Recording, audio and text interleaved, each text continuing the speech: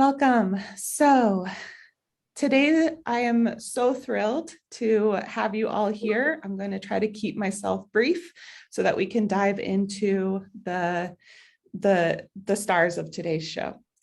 Today's meeting will be recorded. You can turn your video on, and you're also welcome to leave it off. Please take care of yourself and your family. I understand if there's distractions, please leave and come back. Do what you need to do.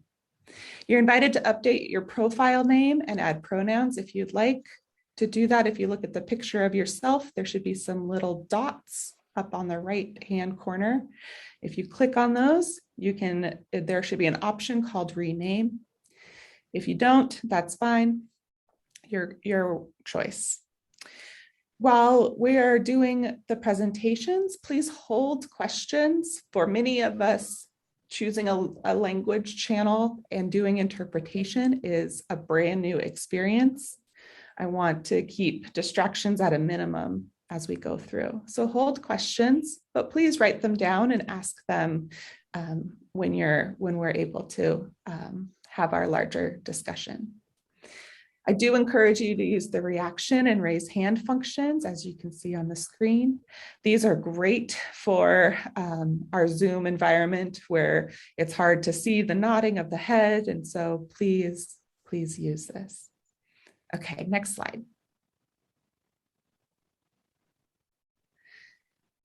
Today we're talking and going to have some wonderful guests and conversation around topics that may be new to you and will have different levels of understanding and perspective. So with that in mind, please keep these agreements in mind. First, everyone has something to contribute. Many of you will be coming from different positions. You may say, am I supposed to be here? Do I have enough education to be in this room? This is through a university. I don't speak Spanish. It's okay. If you're here, you're supposed to be here. Consider power dynamics. We are a wonderful, very mixed group of researchers, of policymakers, of practitioners, of families, of mothers and fathers. Consider that while you're speaking and while you engage. With that said, also embrace imperfection, embrace the mistakes.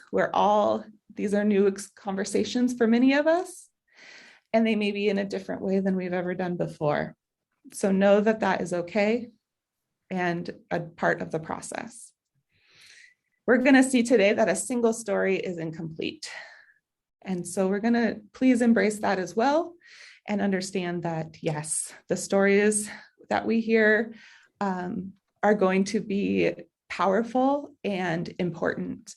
And it's okay to have different stories, and they're all valid. Be okay with experiencing potential discomfort. Step away if you need, and expect a lack of closure. I am a trained researcher, I do not like imperfections or the lack of closure. So you may be along there with me, you may not. You may be totally fine with open-ended messiness, which as even just getting started is a great practice for us all to be okay with. Okay, next slide.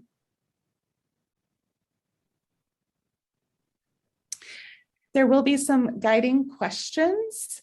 Those are all available on the event page. Hopefully you've all received the agenda with your email, with the email confirmation. In that, there's a link to the agenda and also to the event page. There are guiding questions in the event page. We'll also, somebody can find them and throw those into the chat, so you can go straight to the Google document. You're welcome to contribute to these today individually. You're also, but no, we're giving these up front. These are also going to be our guiding questions for day 2 when we speak and have small group conversations. Next slide. We've also shared a research sharing tool This is also on the event page, and includes other research that is happening and other projects happening. It is not too late to contribute to this. If you have something you'd like to share, we'll provide a link to that as well. So take a look at that. So day one will be, will be spotlighting research that centers the experience of Oregon Spanish-speaking Latinx early childhood professionals. We're going to start with Maria will be our facilitator, and I'll introduce her. And then we'll have two panels with a break in between. The timing will be a little bit fluid, so stay tuned. And then we'll have time for discussion and then wrapping things up. So there will be no breakout rooms today, if that's something that you're wondering about. For tomorrow, we'll have, can you go to the next slide, please? Thank you. We'll be spotlighting research that's centering the experience of Native communities in Oregon at the beginning. Then we'll take a break and have a small group discussion. And this will be facilitated by Sergio Salazar. And we're also very excited about day two tomorrow. So we do hope you're able to come back. Do I have another slide, or is that it? Okay, yes. So you can take the slides down. Thank you.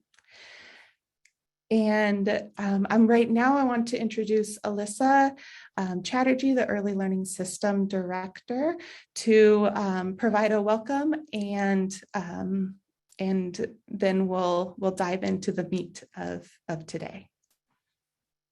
Go ahead, Alyssa. Thank you, Megan. Good morning, everyone. I'm really excited to join you today to support these important conversations about childcare in our state. And I just want to take a moment to thank Oregon State University for bringing us together and for really centering and celebrating the diverse voices of communities across our state. No matter what role you play, you're critical to the work of caring for our children. So thank you for finding and making the time to be here. As we gather today, we just wanted to open with a land acknowledgement. Land acknowledgements do not exist in a past tense or a historical context. We must recognize that colonialism is a current, ongoing process, and we need to build our mindfulness of our present participation. In the past, education in Oregon has been complicit in playing a destructive role in the teaching and telling of authentic history as it happened on seized lands. It's important to understand that the long-standing history that has brought you to the land you currently sit on, and to seek to understand your place within that history. In the United States today, there are more than 500 federally recognized tribal nations comprising nearly 3 million people. These people are the descendants of the 15 million Native people who once inhabited this land. When European colonists arrived in North America in the 1600s, this land was filled with diverse, long-established societies.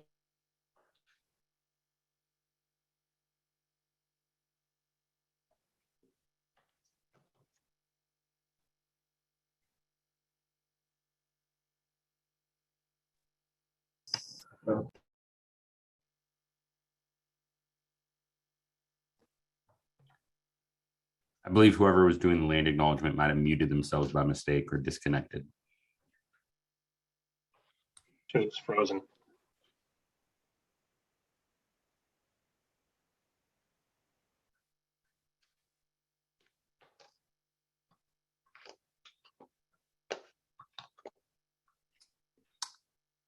Hey, Megan, who is that person who's doing the land acknowledgement? It is Alyssa. It looks like we might have lost her. We'll give her one more moment.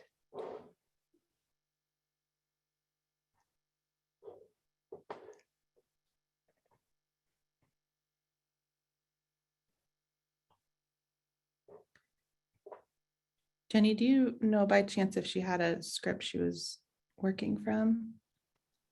I'm not sure. Okay. What we'll do is go ahead and, for the sake of time, move along, and share. I'll make sure that we get her comments shared via text when she's able to join. So sorry, we lost power. So There I you had are. to connect back through my phone. I will drop a link in the chat.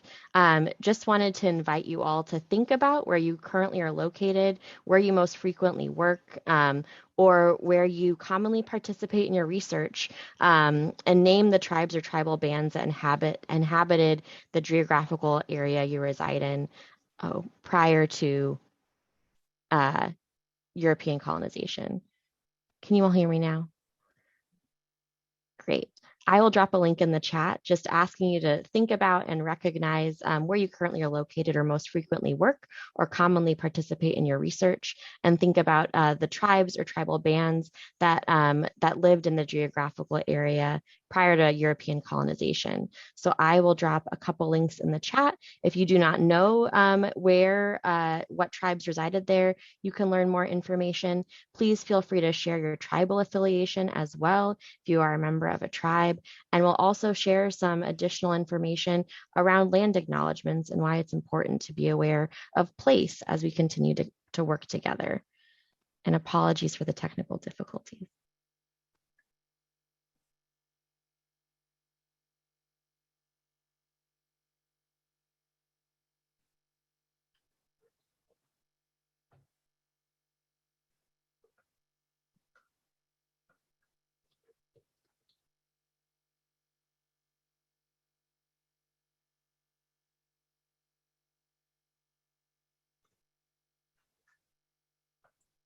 Thank you, Alyssa. I'm glad you're able to bounce back. Yes, please continue to acknowledge, to say good morning. And while we are doing so, I will introduce Maria Chavez-Haroldson, who I could say a lot of wonderful things about. But for the sake of time, I'll keep it brief. She's the Equity, Diversity, and Inclusion Director at the Willamette ESD in the Willamette Valley. And she is a wonderful leader in social justice and has been working in Oregon and globally for a long time around these issues. And I'm just thrilled, Maria, to have you. How today will work is Maria, who will be facilitating in Spanish, will introduce, say a few words, and then we will have our first panel join us and share that about the one project. We'll take a break, 5-minute break or so, and then rejoin for our second group. So Maria, take it away. Muy buenos días. Muy buenos días. Es un placer que nos acompañen hoy, este día maravilloso con tanta información que aprender y escuchar. Estamos aquí para comprender mejor el desarrollo profesional y la experiencia de las y los proveedores de educación temprana aquí en este día y mañana también. Bienvenidos y es un placer que están aquí con nosotros. Esta mesa redonda de investigadores en cuidado y educación infantil es sumamente importante para todos que estamos involucrados en la educación de nuestros hijos, nietos, primos, todas las familias que pertenecen a la educación aquí en el estado de Oregon.